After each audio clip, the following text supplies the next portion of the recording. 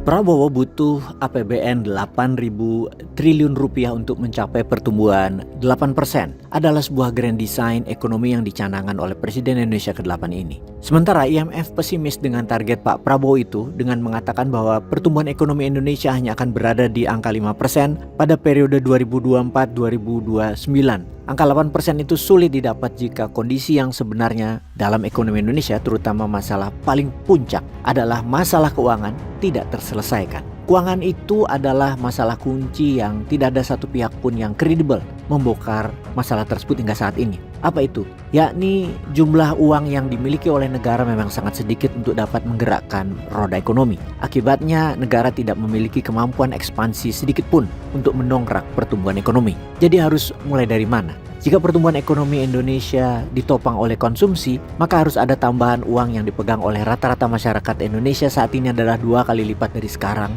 Dan jika APBN adalah instrumen utama penggerak ekonomi, maka nilai APBN harus bertambah 2 kali lipat dari nilai yang ada sekarang. Sebenarnya berapa uang negara itu? Uang yang diterbitkan secara resmi oleh negara melalui otoritas penerbitan uang negara tergambar dalam jumlah uang kartal, nilainya sangat kecil, jauh dari jumlah yang diperlukan untuk sirkulasi ekonomi secara kuat. Menurut data terbaru yang mengambil data dari Bank Indonesia, jumlah uang kartal yang dicetak oleh negara kita sekitar 954,4 triliun rupiah. Jumlah yang sangat kecil dibandingkan dengan ukuran kapasitas yang dimiliki negara Indonesia. Kita ke belanja negara. Data Kemenq menyebutkan bahwa total belanja negara 2025 mencapai angka sebesar 3.600-an triliun rupiah. Besar ya. Tapi benarkah ada uang APBN sebanyak itu? Benarkah uang itu nyata dan bisa diedarkan kepada masyarakat dan menjadi alat untuk belanja? Tentu saja uang itu tidak ada sebesar itu. Itu hanyalah rencana belanja yang belum tentu ada uangnya. Dan jumlah yang direncanakan sebesar 3.600-an triliun itu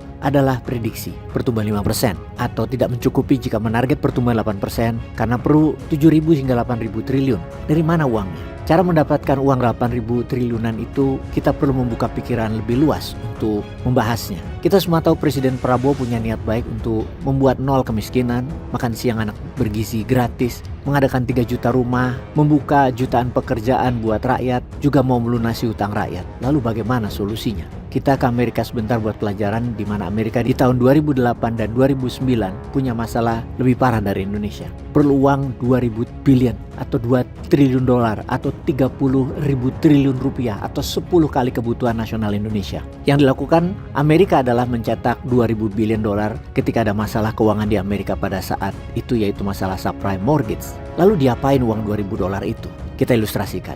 A berhutang pada B 1 juta dolar, B berhutang pada C 1 juta dolar, C berhutang pada D 1 juta dolar juga, dan D berhutang pada E 1 juta dolar juga. Jadi A, B, C, D, E kebanyakan adalah institusi keuangan, maka sesungguhnya adalah uang E yang 1 juta dolar itu muter 5 kali lipat. Kalau bunganya 2%, maka bisa 10% bunga ditanggung A, B, C, D. Maka yang pemerintah Amerika lakukan adalah memprint 1 juta dolar, dipinjami ke A, lalu A lunasi ke B, B lunasi ke C, C lunasi ke D, dan D lunasi ke E. Uang E masuk lagi ke bank, maka uang sudah menyelesaikan tugasnya, yaitu melunasi hutang.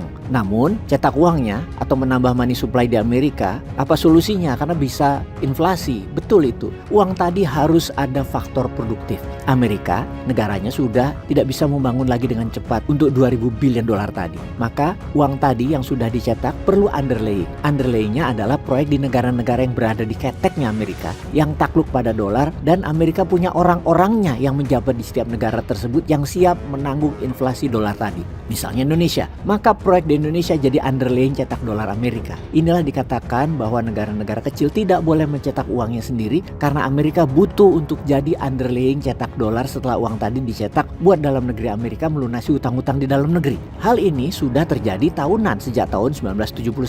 Sudah puluhan kali Amerika melakukan cetak dolar dan Indonesia tetap saja tidak belajar memahami how the world works atau tidak berani. Coba sobat hubungkan sendiri 2 cerita di atas. Perlu dana 8.000 triliun versi Indonesia dan versi Amerika tersebut.